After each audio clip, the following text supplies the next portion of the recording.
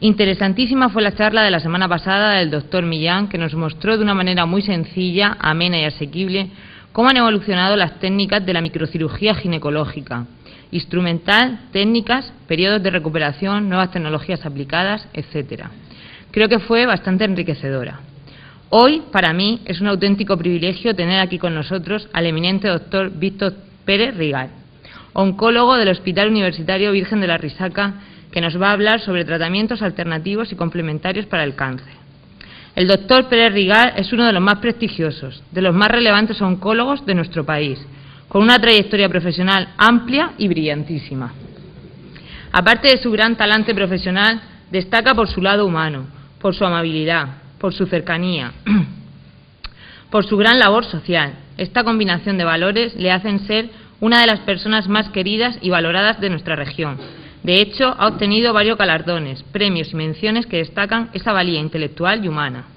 Sus pacientes dicen de él que es como un santo, que mejora nada más verle.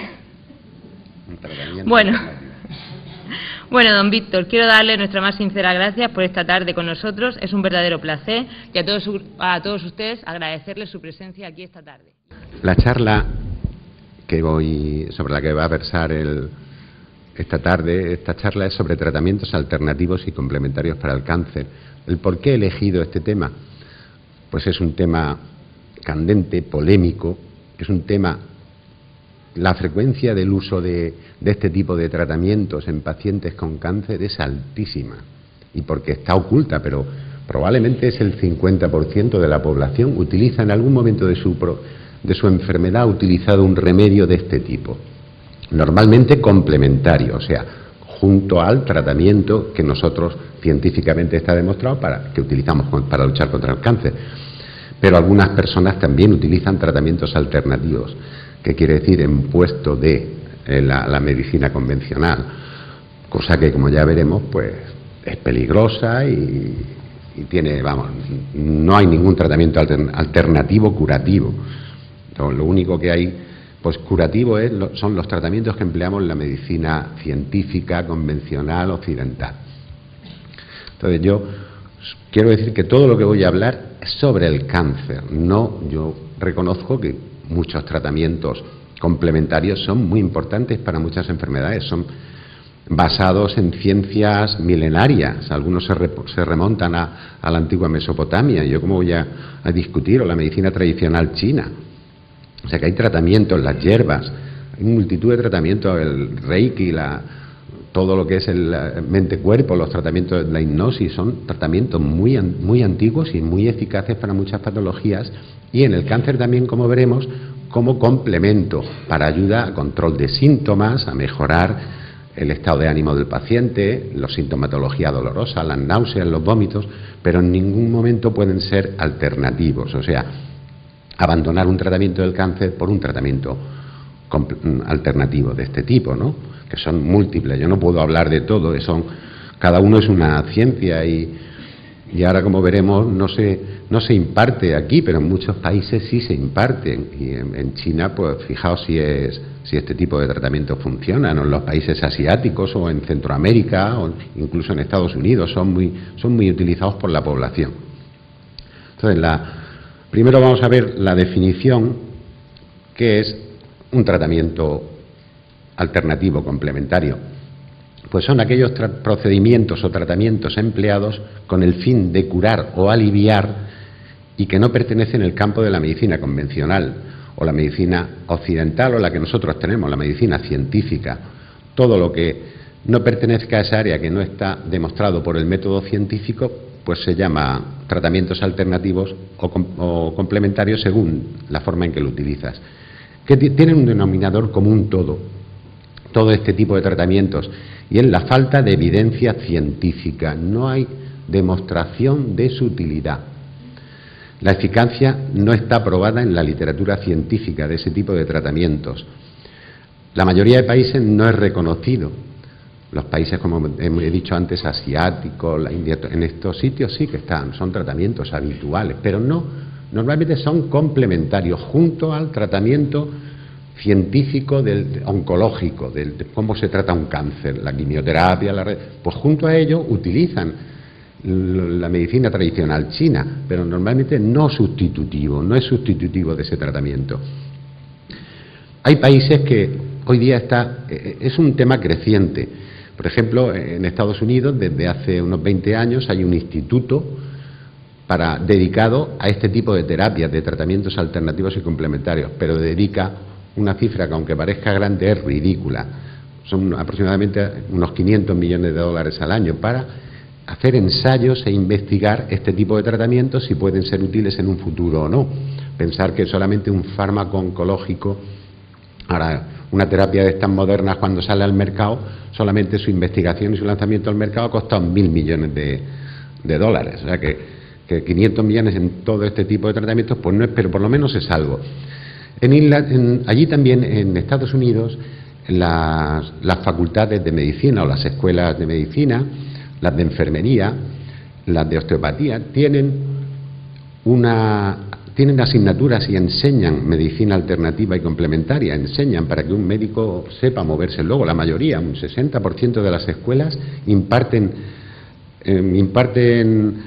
este tipo de asignatura con respecto a este tipo de tratamientos. En Europa menos. En Inglaterra, por ejemplo, no hay, que sepa, ninguna. Hay solamente escuelas reconocidas de medicina de acupuntura, pero hay una escuela oficial, nacional. Tampoco se imparte de este tipo de enseñanza, ¿no?, de este tipo de tratamientos. Y en España, desde luego, absolutamente no hay nada. Todo el mundo que ejerce este tipo de tratamientos pues puede tener un título, pero que no es regulado por el Estado. Es un título conseguido pues de otras maneras, o bien títulos traídos de otros países. Pueden ser peligrosas, incluso como complementarias. ¿Por qué lo digo? Bueno, lo que claramente es peligroso es abandonar un tratamiento eficaz, conocido, como el tratamiento científico, con todas sus limitaciones, sus toxicidades, pero que cada día cura más pacientes o prolonga su vida más tiempo y consiguen transformar algunas enfermedades en que sean crónicas. Estos métodos pueden ser peligrosos. Incluso como complementarios hubo un ensayo noruego, un estudio noruego que siguió durante 8 años a 525 pacientes, me parece, durante 8 años, de los cuales el 22% tomaban un tratamiento complementario, no sustitutivo, llevaban su tratamiento oncológico, digamos el que hacemos todos, el científico, el convencional, y aparte tomaban un tratamiento complementario, no sé el tipo que era, pero variado. Y incluso el estudio demostró que, aunque eso también no es un estudio científico de lo que se reconoce un doble ciego, es un estudio con sesgos, pero incluso ese tipo de pacientes tuvo una supervivencia más corta.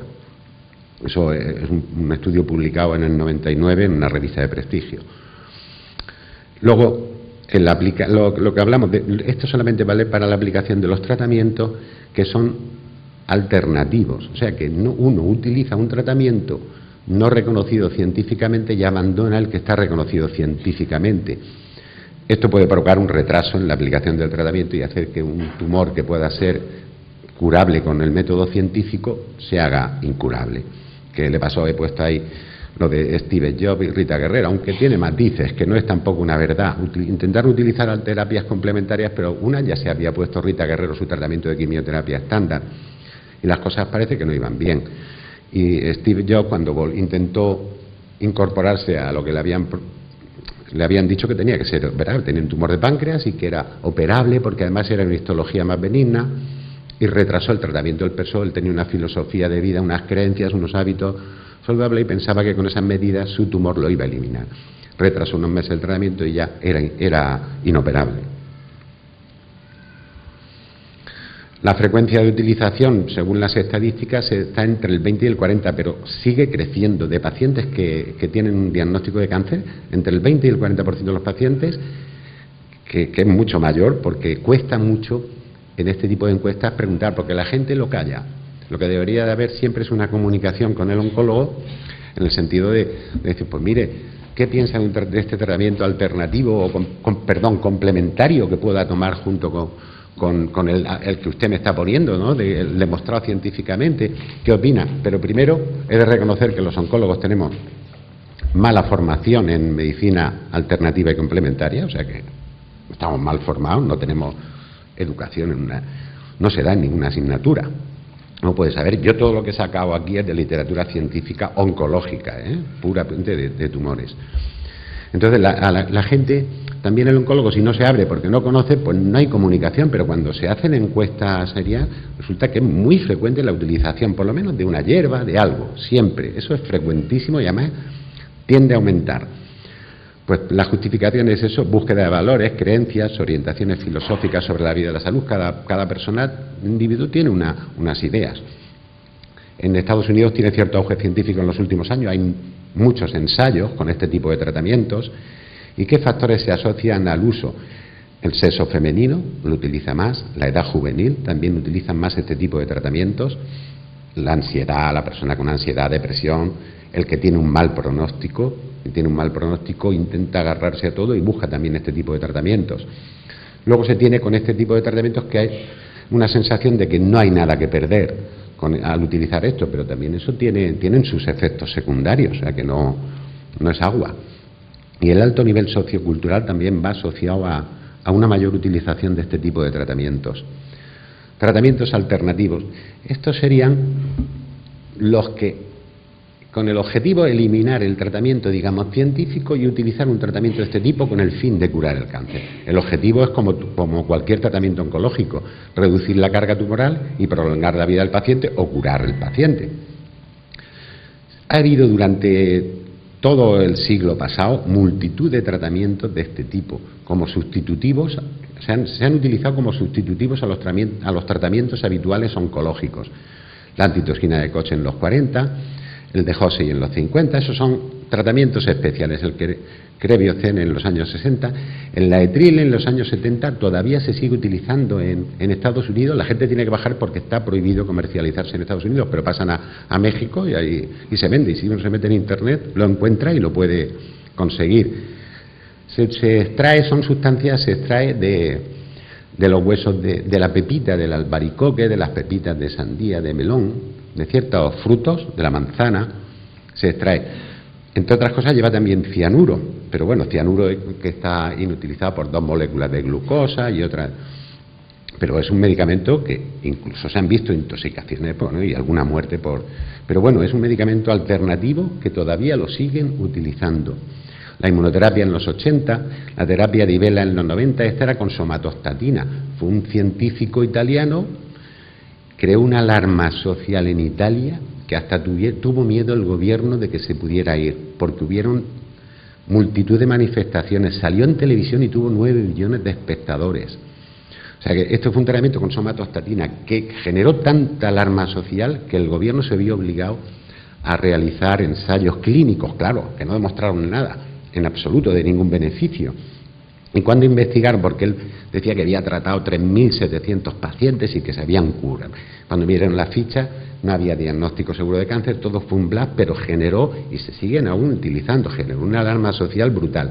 En España tenemos también antecedentes muy similares, como fue el uso de una sustancia,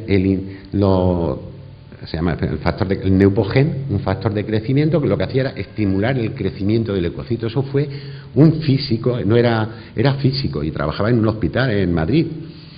Y según su teoría hizo una teoría mecánica, matemática, por la que con ese tratamiento podía crearse un sistema que alrededor de lo que era la inmunidad del paciente, porque eso lo que hace esa sustancia es estimular la formación del leucocito. Nosotros la empleamos para tratar la bajada de defensas. Cuando una persona está poniendo un tratamiento de quimioterapia y baja las defensas, les ponemos ese medicamento. Pero eran dosis más altas, diarias, mantenidas. Nosotros a lo mejor lo utilizamos 7 días, 10 días. Y son fármacos que no están exentos de riesgo a largo plazo. Y ideó y era diariamente ponerte unas dosis muy altas, tratamiento mantenido. Y por televisión salió en un programa semanal, de informe semanal, y la gente creó una alarma. Y yo personalmente, 2 o 3 pacientes me pidieron que por favor les consiguiera eso. Eran pacientes que estaban en una situación, ya no tenían ningún tratamiento eficaz, incluso pues fui de alguna forma y bueno, no tuvieron nada, pero que hasta intenté ayudar porque era un drama psicológico. Luego eso no ha valido para nada. Otro famoso que hubo, yo recuerdo que hubo un compañero en los años 70 que era oncólogo y también sacó un método, bueno, editó un libro de 500 páginas con casos clínicos, era una fórmula de... Luego cuando lo analizaron no lo pudieron meter porque si no le hubiesen metido pena, lo hubiesen metido por lo penal, porque también generó una alarma social en toda España. Eso fue por los años 80. Y era oncólogo.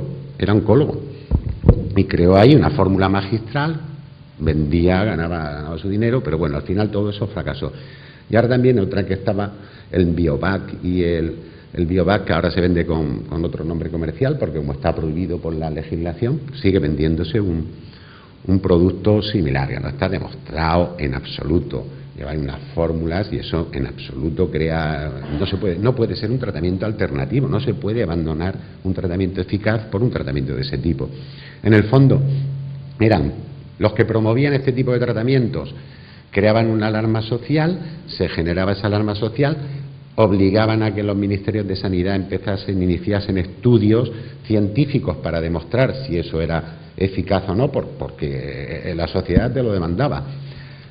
Al final ninguno demostraba nada, pero siempre quedaba una subcultura en la población que siguen empleándolo mucha gente. Vamos a hablar ahora ya de tratamientos concretos, las dietas anticancerosas. No existe una dieta anticancerígena útil. No hay ninguna que haya demostrado un beneficio en lo que buscamos, que es una respuesta medible de un tumor, ninguna. Hay numerosos regímenes que se han utilizado para combatir el cáncer, que ahora las veremos un poco más detalladas, y como norma las veremos una a una, y que pueden tener, entre otras cosas, aparte de no ser eficaces, para tratar un cáncer estoy hablando, yo no estoy hablando para otras filosofías de vida, para otras cosas. No son eficaces, pueden provocar trastornos de desnutrición y uremia, alteraciones en el sodio, en el potasio, en el magnesio, en todo. Vamos a ir a ver, esta es la macrobiótica, que incorpora el concepto oriental del yin y del yang, lo negativo, lo femenino y lo masculino. Es una receta para tener una vida sana y equilibrada. Es una dieta que prohíbe el consumo de leche y derivados, huevos, alimentos procesados. O sea, todo el alimento procesado industrialmente no se puede consumir. Tienen que ser alimentos cultivados orgánicamente, originados, si se puede, en su clima y en su área. Elimina el uso de productos de origen animal.